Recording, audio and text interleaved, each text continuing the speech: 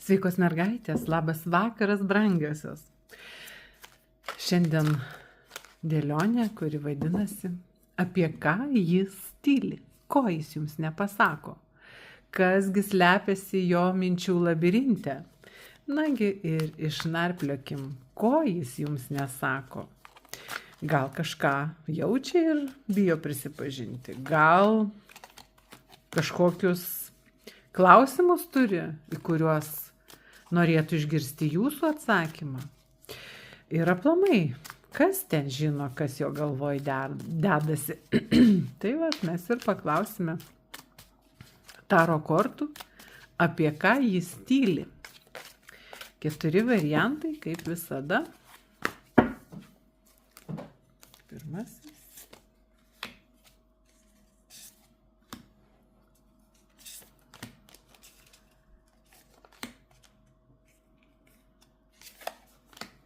Antrasis.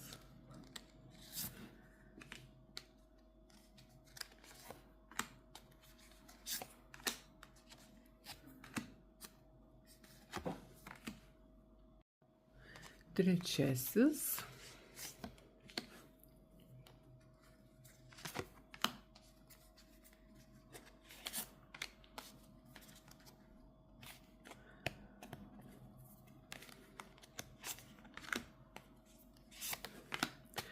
Ir ketvirtasis.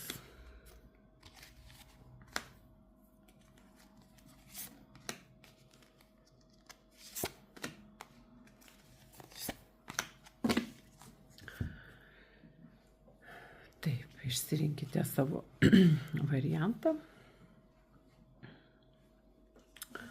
Ir pažiūrėkime. Pirmasis variantas.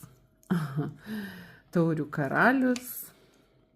Bokštas, 5 lazdos, taurių riteris ir 2 kardai. Labai įdomi situacija. Labai įdomi situacija.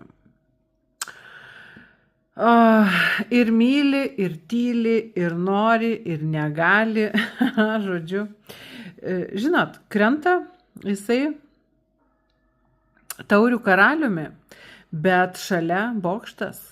Vadinasi, kažkokios kliūtis jo meiliai susidaro. Vadinasi, tas jūsų nuostabusis, kūrybiškasis, kažkas jam trukdo. Kažkoks, žinot, tai yra, jisai svajingas, jis meniškas, galbūt meniškos sielos, gali užsimti ir kažkokią darbinę, mokslinę veiklą. Ir ko jis jums nesako? Jis kažko jums nesako ir labai stipriai. Ir tas kažkas greičiausiai yra jo jausmai. Jo kažkokia būsena, kažkas tai tokio susiję su jausmais. Kyla jam prieštaravimų, kyla jo viduje sumaištis. Ir jo viduje yra didžiulė baimė dėl konkurencijos. Ir negaliu sakyti, kad šitame variante vyras abejoja savo jausmais, bet jam kyla klausimas, kur nuves jo neribojami jausmai, kur nuves jo šitas noras būti tuo tokiu šauniuoju, geruoju, mylimuoju, be išlygų. Nes bokštas. Jis bijo, kad jis bus įskaudintas, jis bijo, kad jis nesulauks atsako, jis bijo, kad įvyks aplamai kažkokie tai baisūs pasikeitimai arba dideli pokyčiai. Jis netgi bijo sugriuvusių santykių, apgaulės. Jis bijo, kad jūs galite jį apgaudinėti. Ir žinot, jam baisu darosi, kadangi šalia dar 5 lazdos. Ir tai parodo visiškai jo baimę konkurencijai. Jo širdelė neatlaikytų konkurencijos. Jo konkurencija, kaip sakyt, tos mintis apie konkurenciją jį, žlugdo tiesiog. Ir žinote, vyrui nieko nėra baisiau negu kitas vyras šalia jo moters. Ir žiūrėkite, parodo tą jo baimę, kad jūs turite kitą, mylimąjį, kitą, kaip čia paaiškint, bistresnį, smagesnį, spitresnį, tokie žodžiai man ateina, apsukresnį, kuris daugiau veiksmų atlieka jūsų pusė, kuris tarsi tas riteris gali, žinot, labai romantiškai pateikti savo jausmus, o jis toks nusistovėjęs, toks, žodžiu, jau su savo aiškiais charakterio bruožais, su savo niuansais įvairiais. Žodžiu, jis galvoja, kad jis jums kaip ant delno, jis aiškus. Bet vat jūs jam visiškai nesuprantama ir jis jaučia didžiulę baimę dėl konkurencijos. Ir jisai įsivaizduoja, kas gali būti šalia jūsų. Jeigu ten šalia jūsų neduokdie atsiras kažkoks gražesnis, aukštesnis, apsukresnis, turtingesnis, išmanesnis, romantiškesnis, jam visiškai, kaip sakyt, pakerpa sparnus ir jį tai glumina. Vat tas žodis glumina. Ir jisai tarsi laukia. Tarsi, žinot, toks užsispyręs ir laukimas pas jį. Gal atsiskleis kažkas. Gal jis kažką sužinos ir pamatys. Gal jūs tiesiog susiprasit ir pradėsite jį guosti. Gal, žinot, išaiškės kažkokie niuansai šitos įtemptos konkurencinės kovos, kaip jisai įsivaizduoja. Čia, žinot, mergaitės, aš pasakysiu tokį dalyką. Tos kovos galbūt net nėra visiškai, o tai yra jo galvoje, jo fantazijose, jo įsivaizdavimuose. Bet jeigu vyras bent kažkiek nujaučia, kad yra kažkoks gerbėjas, kad yra kažkas, kam jūs labai patinkate, tai jį stabdo. Ir jis delsia. Jis nori įsitikinti, ar jis klysta, ar jis yra teisus. Ir jeigu bent kažkiek, bent trupučiuką pasitvirtintų jo įtarimai, kaip jis priimtų aštrius sprendimus. Ir jis priimtų tikrai labai aštrius sprendimus. Žinote, jis nori apsisaugoti save, jis nori tarsi apsisaugoti save kaip kokiu, žinot, kupolu, kaip kokiu apsauginiu šydu.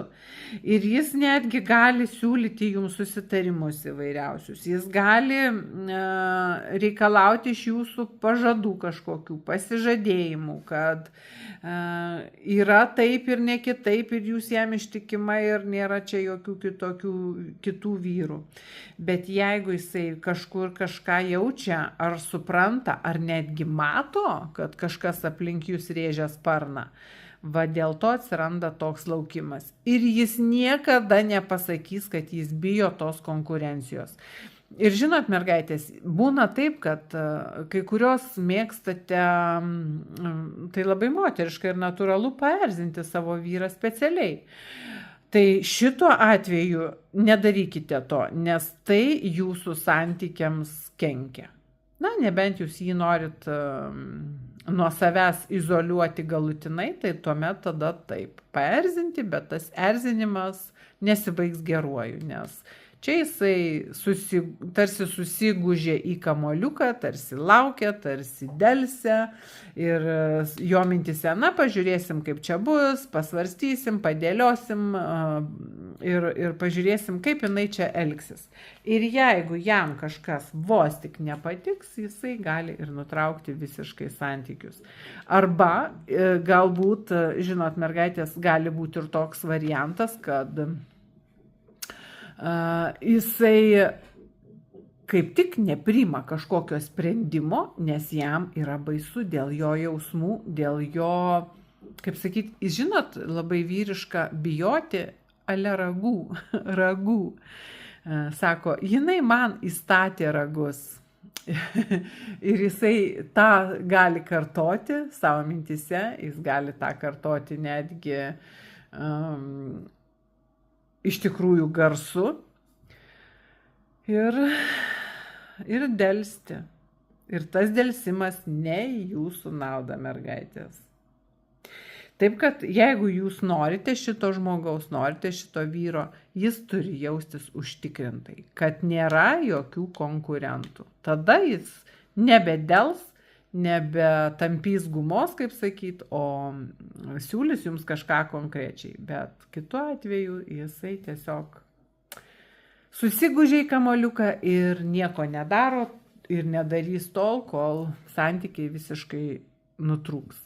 Tai mergaitės, neerzinkit šito vyro, jeigu norit, kad jis būtų su jumis. O jeigu kartais jis ne su jumis ir jūs, kaip sakyt, norėtumėt, tai jisai kažką yra prisigalvojęs, mergaitės, ir jį tai stabdo. Tai jūs turėtumėt parodyti, kad jam yra kelias laisvas, kad jis neturi jokių konkurentų. Tai va, toks pirmasis variantas. Antrasis, apie ką jis tyli. 6 taurės, 8 pentakliai, kvailys, aukščiausioji žynė ir pentaklių karalienė. Žinote, apie jausmus, apie prisiminimus, bet žinot, aš galiu pasakyti, kažin ar jis čia tyli. Jis galimas dalykas jums ir išsako tuos jausmus, bet jis tyli apie tai, kad jisai žino, jisai supranta, kad su tokia moterimi jis turės įdėti tiek daug darbo, tiek daug pastangų ir jam yra klausimas savo pačiam, ar jis pats tai sugebės. Ar jis tiek ištems, ar jis tiek paveš. Jis prisimena, kokie buvo tarp jūsų gražūs santykiai, kaip jūs ten pačioj pradžioj bendravot, draugavot, meilikavot, kokie buvo jausmai. Bet kad ir toliau tai tęstusi, jis turi pakeisti. Jis turi save pakeisti, jis turi pats pasikeisti, jis turi pradėti tarsi naują santykių kelią, tarsi naują jūsų santykių pradžią. Ir jisai puikiai supranta, kiek jam teks daug pasistengti. Ir va tai jį baugina. Ir apie tai jis greičiausiai tyli.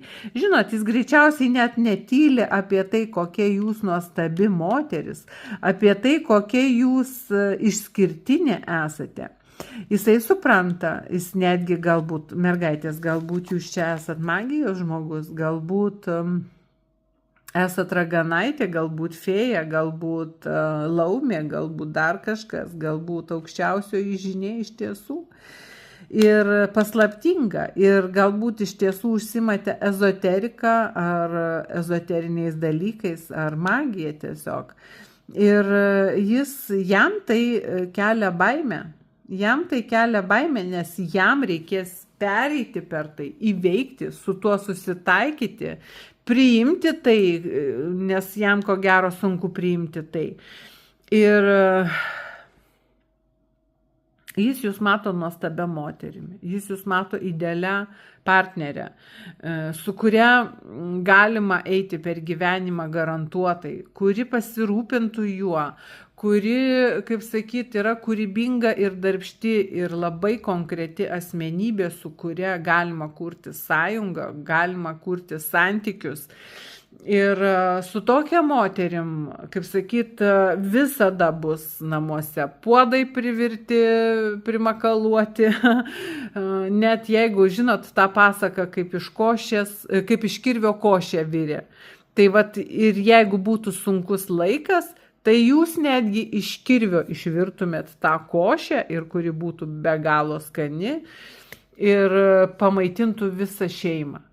Tai jisai žino ir mato jūsų nuostabiasias savybės, bet kai jis pagalvoja, ar jis pats galės ištverti savo tą asmenybės apsivertimą ir pasikeitimą, nes žinot, jisai žymiai silpnesnis už jūs, jis tarsi vaikas prieš jūs, jo netgi siela, sakyčiau, pagal jūsų yra jaunutė. Jisai atėjo į šį gyvenimą, jo siela atėjo pasimokyti iš jūsų brandžios sielos, iš jūsų sielos, kuri perėjo per daug gyvenimų. Ir jūs labai žemiška, labai tokia miela, paprasta, bet tuo pačiu labai didinga asmenybė. Išmintinga. Tai va. Ir jisai, ko jisai nepasako jums, jisai bijo. Jisai bijo savo, kaip sakyt, kad jisai neatlaikys tos įtampos, nes jis nėra toks, bet jisai stengiasi būti tokiu, bet jis nėra toks. Ir jis nenatūraliai mėgina save pakeisti. Nenatūraliai. Ir jisai pats savęs bijo, kad nepradėtų rodyti savo to tikrojo veidelio prieš jūs. Nes tada jūs jam parodysit jo vietą. Tai va, įdomus toks antrasis variantas. Ir jam tas, žinot, kad jisai deda tas pastangas ir jam baisu, kad jis pats pavargs dėti tas pastangas. Ir kai jau jūs pamatysit tikrąjį jo aš, jūs parodysit jam jo vietą. Tai va, toks antrasis.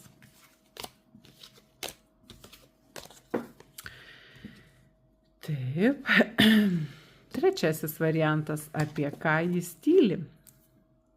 10 pentaklių, teismas, 8 taurės, monetų karalius ir 7 taurės.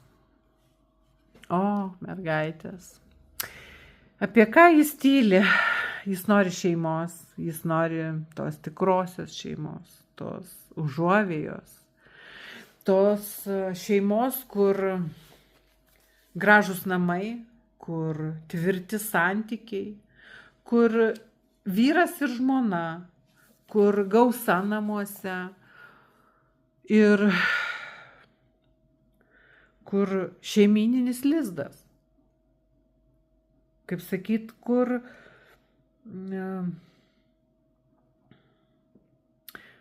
galima grįžti ir priglausti galvą į tuos tikruosius šeimos namus.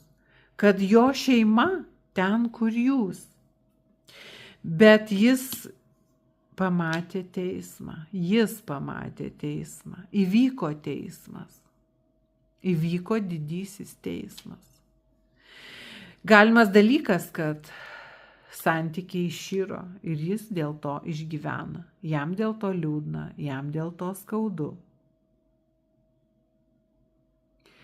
Galimas dalykas, kad jis tuomet prieš santykių iširimą nebuvo pasakęs, ką galėjo pasakyti. Arba jis gali gailėtis to, ką pasakė, kas galėjo išardyti jūsų porą. Ir jis jums to dabar nepasako, kad jis gailisi, kad jis norėtų sugrįžti atgal, kad jis nori tos šeimos su jumis, kad jis nori tuos santykius, kad jis jau tada norėjo tuos santykius padaryti, paversti tais jaukiais namais. Bet įvyko taip, kaip įvyko. Jūs pritrūkote oro, Jūs jį palikote, jūs iškilote į paviršių. Bet jis dabar, apie ką jis tyli, dabar jo materialinė padėtis žymiai geresnė nei buvo tada. Dabar jis yra pasiruošęs šeimai. Dabar jis galėtų netgi išlaikyti jūs, netgi išlaikyti šeimą. Ir jis apie tai svajoja. Jo sapnai, jo iliuzijos, jo mintis, jo svajonės yra apie tai. Jis svajoja apie jūs, jis ilgisi jūsų, jis prisimena jūs, bet jis to nesako. Ir žinot, kodėl nesako? Todėl, kad jūs jį palikot tada, kai jis dar nebuvo pasiruošęs, kai jis dar nebuvo, kaip sakyti, toks turtingas, koks jisai yra šiuo metu, kai jis turėjo žymiai mažesnės galimybės, nei yra dabar pas jį tos galimybės. Ir jam baugu, kad jeigu jisai dabar pradėtų kažką tai į jūsų pusę daryti kažkokius veiksmus, jis bijo, kad jūs galite, kaip čia pasakyti, pasimauti dėl jo finansinės padėties, dėl jo turtų. Bet jis svajoja ir kažin ar jis prisipažins jums, kaip jis norėtų tos šeimos, kaip jis norėtų tų namų, mylinčių namų. Jis laukia. Jis tiesiog, žinote, jis tiesiog laukia likimo malonės. Iš jo pasąmonėje iškyla tie vaizdai, tos šeimyninės scenos, kokios galėjo būti, jeigu nebūtų buvę įvykę kažkoks tai trenksmas iš dangaus ir jūs iš niekur nieko jį nebūtumėt palikus. Ir jis dabar jaučiasi sutvirtėjęs tiek finansiškai, tiek dvasiškai. Ir jam labai gaila, kad jam tenka tik svajoti. Tik svajoti. Tai va, apie tai jisai ir tyli. Ir čia daugiau, žinot, dar ką pasakysiu, jisai puikiai supranta, kad jisai buvo kaltas, kad jūs jį palikot. Nes jisai nedadarė to, ką turėjo padaryti. Ir kaip sakiau, galimas dalykas, arba jis per daug pasakė kažko tai, ko iš vis neturėjo girdėti jokios moters ausis, o išgirdo būtent jūsų ausys. Tokius dalykus, kurių negalima atleisti, kurių negalima toleruoti ir kurių negalima praleisti pro ausis. Ir jis labai gailisi tų savo žodžių. Arba kitas dalykas gali būti, kad jisai nepasakė to, ką jis turėjo pasakyti moteriai, savo mylimai moteriai.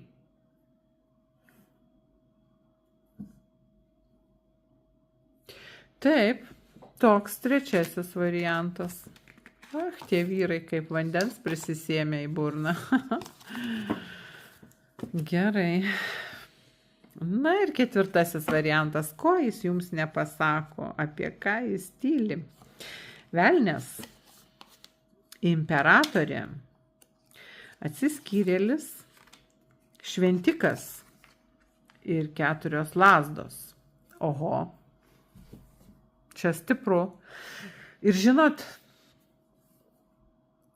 jis jums nepasako, jis tyli, kad jis jūsų be galo trokšta, mergaitės. Jis nori, jis ilgisi jūsų kūno, jis ilgisi jūsų glamonių, jis ilgisi jūsų šilumos, jis ilgisi jūsų kūno. Ir žinot, jisai galėtų imtis bet ko. Jis antiek jūsų geidžia, kad jis galėtų imtis bet ko. Bet jisai puikiai supranta, kad jūs imperatorė, o jis tik atsiskyrėlis, tas vienišas prieš mėnesieną staugiantis vilkas. Jūs tokia moteris, kuri gali įgyvendinti bet ką, ko užsigeidžia, ką sumano, tą jinai gali pasiekti. Jinai gali save realizuoti bet kokioj srity, kurioje jinai nori. Ir jisai jūs mato tokią savirealizacijos vaisių, kuri save sukūrė, kuri pasiekė to, ko pasiekė ir kuri iniciatyvi, veikli, tokia darbšti. O jis vienišas. Ir po šiai dienai vienišas. Ir jis jums to nesako. Jam taip vieniša, jam taip ilgu. Ir jisai, žinot, netgi pasakysiu, kad jisai nepasako jums. Ir ko gero niekada nepasakys to, ką jis galvoja pasilikęs vienumoje apie jūs. Nes jis vienumoje apie jūs labai daug galvoja. Labai daug svarsto, dėlioja mintis. Ir žinot, dažnai jam ateina tarsi nušvitimas, kad štai jūs, ta moteris, kurią jis kažkada sutiko ir padarė daug klaidų. Ir todėl jis dabar vienišas. Čia kaip ir praeitam variante apie tą arba pasakymą per daug, arba kaip tik nepasakymą, ką turėjo pasakyti, bet jisai nori šeimos. Jis nori, kaip sakyti, tų tradicinių santykių, įteisinimo, įforminimo, gal netgi bažnytinės sąjungos ir stabilumo savo gyvenime. Jis nori šeimos, jis ilgisi šeimos, bet aš ne veltui pasakiau, jis tarsi tas staugiantis vilkas, kuris dėl savo klaidų, kuris dėl savo nuodėmių neprilygsta jums. Jūs imperatorė. Jis jūsų akise imperatorė. Tai yra jūs jo akise imperatorė. Įsivaizduojat, mergaitės? Labai aukštai jis jūs vertina, labai aukštai jis jūs kelia. Ir žinot, labai įdomu, kai krenta imperatorė, atsiskyrėlis ir dar šventikas. Nu, tai tokia įdomi kombinacija. Žinot, jisai dabar galvoja, kad jisai galėtų jumis rūpintis tarsi tėvas, tarsi globėjas jumis galėtų rūpintis, kad būtų disciplina ir tvarka jūsų, būtų tvarka tame, kad, kaip čia pasakyti, pavyzdinga pora būtumėt. Tokia, žinot, pavyzdinė pora jo mintise. Ir jis nuo savo tų minčių, kaip sakiau, prieš šviečiantį mėnulį gali staugti kaip vienišas vilkas. Nes jisai puikiai supranta, kad jisai padarė daug klaidų, kad jis padarė daug nuodėmių, kad dėl jo kaltės nėra taip, kaip turi būti. Ir kodėl tas atsiskyrėlis krenta. Jisai čia vienišas. Jisai garantuotai yra be jūsų, bet jis, mergaitė, svajoja apie tą sąjungą. Žiūrėkite, šalia šventiko krenta 4 lazdos. Įsivaizduokite, šalia šventiko 4 lazdos. Tai rodo apie žmogaus norą turėti šeimyninius namus, šeimyninę sąjungą, žmogų ir ne tik žmogų, bet ir žmoną šalia. Bet jis niekada neprisipažins, kad jis jūs išdavė, jis niekada neprisipažins, kad jis klydo, kad jis gyveno tokioj, žinot, tokiam demonų pasaulyje ir pasidavė jų įtakai. Ir dėl to jis negali turėti jūsų, nes jis neprilygsta jums. Jis nori to tradicinio santykių įforminimo, nes jis mato savo apmąstymuose, savo analizėse, jis mato šeimą, stabilumą, namų 4 kampus. Ir ko jis jums nepasako? Jis niekada neprisipažins, kad jis klydo, kad jis nusidėjo, kad jis išdavė, kad jis apgavo.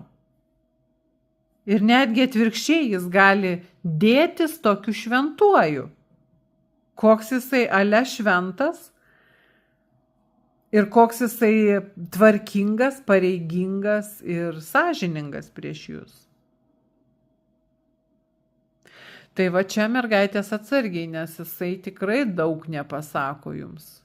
Nes pirma korta velnias. O po ta korta gali slėptis kas tik norit. Kas tik norit. Ir apgaulės, ir nedasakymai, ir išdavystės, ir paleistuvystės, ir alkoholizmas, ir manipuliavimas, ir visokie kitokie dalykai. Galimas dalykas, jisai pats save jau kala prie kryžiaus ir gailisi to. Ir jums nesako šito. Bet jis tarsi norėtų nunulinti viską. Jis tarsi norėtų užbraukti ir užbaigti tą gyvenimo periodą, kurį jis praėjo. Nes jisai puikiai suvokia, kokias klaidas jis padarė. Ir dabar jis nori to teisingo, doro žmogaus vardo. Ir tos tokios tikros šeimos, to tokio tikro stabilumo ir įforminto, įteisinto statuso. Tai va, įdomus ir ketvirtasis variantas. Tai štai, tokios paslaptys šį vakarą. Iki.